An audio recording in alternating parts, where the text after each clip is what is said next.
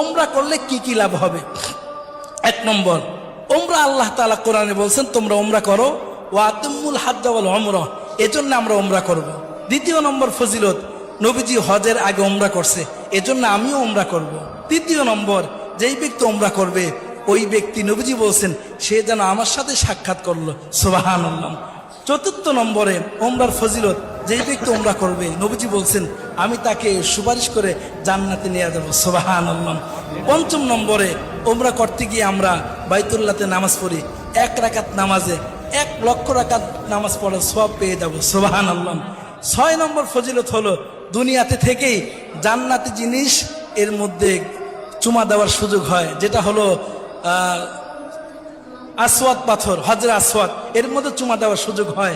7 নম্বরে, ওমরা করলে জিন্দেগির গুনাহ মাফ হয়ে যায়। 8 নম্বরে, ওমরা করলে দোয়া কবুল হয়। 9